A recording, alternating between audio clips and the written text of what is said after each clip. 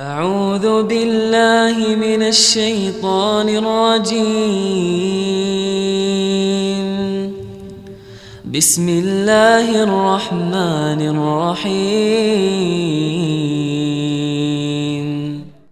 Assalamualaikum warahmatullahi wabarakatuh. Alhamdulillah, summa alhamdulillah. Nahmaduhu wa nasta'inuhu wa nastaghfiruh. Wa na'udzu billahi min sururi anfusina wa min sayyiati a'malina. Man yahdihillahu fala mudilla lahu ومن يضلله فلا هادي له أشهد أن لا إله إلا الله وحده لا شريك له وأشهد أن محمدا عبده ورسوله أما بعد. Alhamdulillah, segala puji marilah kita panjatkan kehadirat Allah Subhanahu wa taala yang telah mengumpulkan kita, masih memperkenankan kita untuk melaksanakan sholat subuh berjamaah di Masjid Ar-Rahmah ini tanpa suatu halangan apapun. Salawat dan salam selalu kita haturkan kepada junjungan kita, suasana kita, Nabi Muhammad sallallahu alaihi wasallam, kepada seluruh keluarganya, para sahabatnya, para tabi'in, para tabi'ut tabi'in, dan semoga kita semua selalu menjadi bagian dari pengikut beliau sampai hari kiamat. Jamaah rahimani wa rahimakumullah. Alhamdulillah, pada hari ini kita sudah memasuki tanggal 14 Sya'ban. Nanti Ramadan tinggal 16 hari lagi. Ya, tinggal 2 minggu lebih sedikit kita akan memasuki salah satu bulan yang sangat mulia, bulan yang sangat istimewa bagi kita semua. Dan dalam menyambut Ramadan yang akan datang ini ada banyak hal yang perlu kita lakukan. Yang salah satunya adalah bagaimana kita harus membuat persiapan yang matang, membuat perencanaan yang matang agar Ramadan nanti itu bisa berjalan dengan baik. Karena ketika kita bisa mendapati bulan Ramadan, ya, bisa berjumpa lagi dengan bulan Ramadan, itu adalah nikmat yang sangat luar biasa, rahmat yang sangat besar. Akan tetapi di balik rahmat yang besar itu, di balik kenikmatan, di balik kelezatan yang Allah tawarkan, ada ancaman. Ancaman bagi siapa? Ancaman bagi orang-orang yang tidak bisa menjalankan Ramadan dengan baik. Dalam sebuah hadis dikisahkan bahwa Nabi Shallallahu Alaihi Wasallam pada suatu hari naik ke atas mimbar. Di tingkat pertama beliau mengucapkan amin. Kemudian ketika berjalan di tangga yang kedua, beliau mengucapkan amin lagi. Kemudian di tangga yang ketiga, beliau mengucapkan amin lagi. Kemudian ketika sudah sampai di atas mimbar, dia berbalik dan bertanya kepada para sahabat, "Wahai para sahabatku, tahukah kalian kenapa aku mengucapkan amin tadi ketika aku naik mimbar?" Maka sahabat menjawab, "Allah dan Rasulnya yang lebih tahu." Maka Nabi Shallallahu Alaihi Wasallam bersabda, "Tadi ketika saya naik mimbar, Jibril alaihi salam turun kepadaku. Kemudian dia berdoa. Doanya apa? Di tangga pertama Jibril berdoa, ya Allah, berikanlah kebinasaan, berikanlah kehancuran kepada orang-orang yang mendapati kedua orang tuanya atau salah satunya masih hidup tetapi tidak bisa masuk surga dari kedua orang tua itu." Maka Rasulullah mengucapkan amin. Di tangga kedua Jibril berdoa, ya Allah, berikanlah kebinasaan kepada orang-orang yang dia itu memasuki bulan Ramadan, tapi ketika dia keluar tidak mendapatkan apa-apa, tidak mendapatkan ampunan, tidak mendapatkan pahala. Nabi mengucapkan amin. Di tanggal ketiga Jibril berdoa, ya Allah, berikanlah kebinasaan bagi orang-orang yang ketika mendengar namamu, yaitu nama Nabi Muhammad, tapi tidak bersolawat. Maka Nabi mengucapkan amin. Nah, di sini yang menjadi fokus ketiga adalah doa yang kedua. Bagaimana Jibril alaihissalam, malaikat yang paling mulia, berdoa dan doanya diamini oleh manusia yang paling mulia. Ini doa malaikat paling mulia diamini oleh manusia yang paling mulia, ya pasti doanya mustajab ya Pak ya. Sangat saking doa yang saking mustajabnya lah. Doanya tapi apa? Jibril mendoakan agar memberikan, semoga Allah memberikan kecelakaan, memberikan kebinasaan, memberikan kehancuran bagi orang-orang yang dia itu menjumpai bulan Ramadan tapi tidak bisa memanfaatkannya, tidak bisa menggunakannya dengan baik. Bulan Ramadan, di mana bulan ini adalah bulan yang Allah membuka pintu surga selebar-lebarnya. Allah membuat kita itu mudah beribadah, membuat kita itu semangat dalam beramal. Tapi ternyata dia tidak sholat, dia tidak ngaji, dia tidak mau puasa, tidak mau ke masjid. Rugi sekali. Bulan Ramadan di mana Allah itu menutup pintu neraka serapat-rapatnya. Allah merantai syaitan di dalam neraka. Tidak ada yang berkeliaran di dunia ini. Tetapi kok malah masih maksiat, ya, masih berbuat jahat, masih berbuat meninggalkan hal-hal yang baik dan melakukan hal-hal yang munkar. Nah, kalau orang bermaksiat di bulan Ramadan berarti tidak bisa menyalahkan syaitan. Wah, ini karena godaan syaitan. Syaitannya saja di neraka. Berarti bukan karena syaitan, tapi dia sendiri yang syaitan. Minal jinnati wan nas, syaitan dari kalangan manusia. Di bulan yang Allah itu benar-benar memberikan kesempatan yang sangat luas, ya, memberikan kemudahan yang sangat banyak, tapi kok masih tidak mau beribadah, masih tidak memohon ampun. Maka bagi orang-orang yang seperti ini dijanjikan kehancuran, dijanjikan kebinasaan.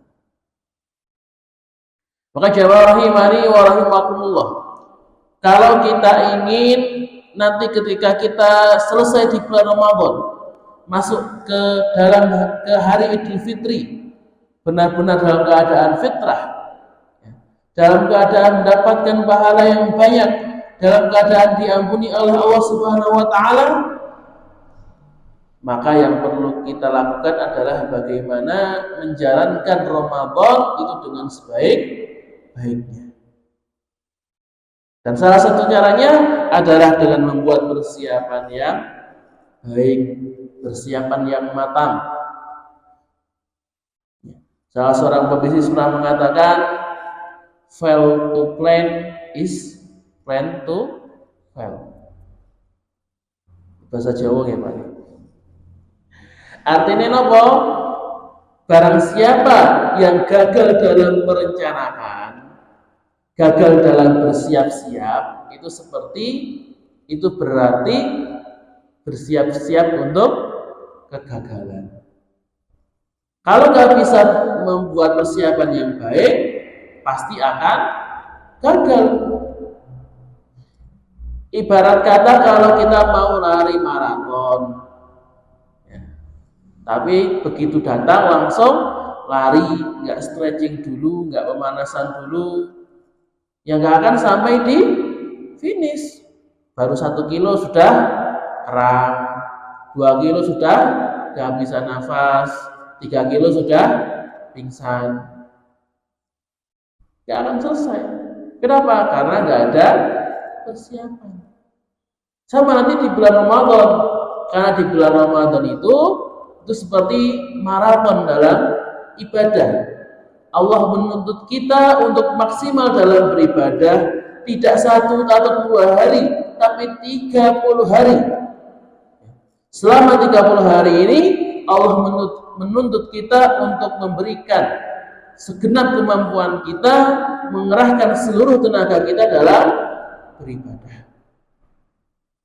Dan grafiknya ibadah itu makin hari harus makin naik. 10 hari bagus, 10 hari kedua tambah baik, dan puncaknya di 10 hari terakhir. Jangan malah kayak kebanyakan orang, 10 hari pertama semangat, 10 hari kedua mulai sudah kendor, 10 hari terakhir hilang, gak ada ibadahnya lagi. Dan orang-orang seperti ini itu salah satunya kenapa kok gak bisa sampai selesai ibadahnya, karena kurang persiapan tadi. Gak ada pemanasan, gak ada tata-tata. Wasyama rahimani wa rahimakumullah. Maka apa yang perlu kita lakukan supaya kita benar-benar siap dalam menyambut Ramadan yang akan datang? Maka yang pertama adalah berilmu dulu. Nah, ini yang paling penting. Para ulama mengatakan al-ilmu qabla al-amal. Ilmu itu harus ada sebelum beramal. Kenapa? Karena Umar bin Abdul Aziz berkata, barang siapa yang beramal tanpa ilmu, yang beramal tanpa belajar terlebih dahulu, pasti akan terjatuh ke dalam kesesatan. Mabaratnya akan lebih banyak daripada manfaatnya. Karena ketika kita tidak belajar, ya kita asal ibadah saja, tidak cari tahu dulu tentang tata cara yang benar, mana yang boleh, mana yang tidak, mana yang diajarkan, mana yang tidak, maka akan terjatuh ke dalam kesesatan, dalam kebid'ahan. Contohnya ketika puasa, mau puasa harus apa? Harus belajar apa yang diwajibkan saat berpuasa, yang diharamkan apa, yang membatalkan apa, yang menghancurkan pahala puasa itu apa, yang disunahkan seperti apa, amalan-amalan diajarkan ketika berpuasa seperti apa. Itu harus kita pelajari supaya apa? Supaya Ramadan nanti itu benar-benar bermanfaat. Jangan sampai kita menjadi orang yang dikatakan oleh Rasulullah SAW tidak mendapatkan apa-apa kecuali lapar dan dahaga. Kan maniman gimana?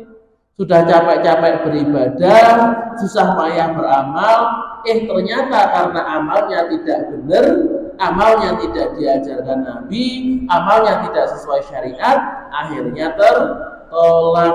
Sudah capek, gak dapat apa-apa, malah dapat dosa.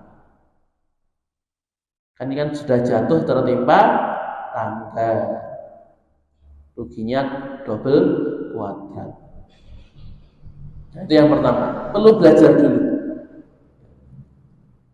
bagaimana puasa yang benar, ya, fikih tentang puasa itu perlu dipahami terlebih dahulu. Yang kedua, kita perlu tanamkan niat dalam hati kita bahwa kita benar-benar ingin beribadah. Kita akan bersusah payah di dalam Ramadan nanti. Bahwa ketika Ramadan itu waktunya untuk benar-benar berusaha, bukan waktu untuk nyantai-nyantai, berleha-leha, yang penting ibadah saja. Boten. Kita niatkan dalam hati kita bahwa kita akan beribadah sebanyak-banyaknya. Kita akan tingkatkan ibadah kita baik dari segi kualitas ataupun kuantitas. Karena ketika Ramadan itu kok kita tidak beribadah, ya di bulan yang lainnya tentu akan lebih malas lagi. Dan yang ketiga, kita perlu menyiapkan target. Target ini penting. Kenapa? Ya karena ibarat kata kita mau jalan-jalan, tapi nggak tahu tujuannya. Akhirnya nyampe mana Pak? Nggak akan kemana-mana, muter-muter saja. Ya, jalan ke Curug, habis ke Curug balik ke Norjo ke Bejen, balik ke Pagarsari lagi. Akhirnya muter-muter di tempat. Beda kalau sudah punya tujuan. Hari ini saya pengen sampai ke Semarang. Sudah ada tujuannya, akan mencari jalannya. Ya, nanti lewat sini atau nanti lewat jalan sini. Tapi ketika ada arah yang jelas, maka jalan yang dicapai juga akan jelas. Sama, ketika nanti di Ramadan kok kita nggak punya target, nggak punya arahan apa yang akan dicapai, apa yang akan dikerjakan, pasti ibadahnya cuma sekedarnya aja. Ibadah ya cuma ibadah. Puasanya yang penting puasa, sholatnya yang penting sholat, baca Quran ya sudah yang penting baca Quran. Udah capek selesai istirahat, ala kadarnya aja. Tapi ketika kita mempunyai target apa yang ingin kita capai di bulan Ramadan nanti, maka kita akan langsung membuat strategi, membuat rencana bagaimana cara mencapai target tersebut. Maka target itu perlu kita buat yang tinggi tapi realistis. Jadi target itu jangan rendah-rendah, tapi tetap sesuai dengan kemampuan kita. Contohnya, kalau yang setiap hari bisa khatam setiap bulan bisa khatam 1 kali, 2 kali, ya nanti bulan Ramadan target lebih banyak, khatamnya 5 kali atau 6 kali. Ya. Tapi misalnya, ya mohon maaf, baca Qurannya masih pelan-pelan, terbata-bata, ya jangan target, wah saya pengen khatam 10 kali, nah itu kan nggak realistis. Okay. Pasang target yang jelas, yang tinggi tapi masih bisa dicapai. Misalnya masalah infak, ya.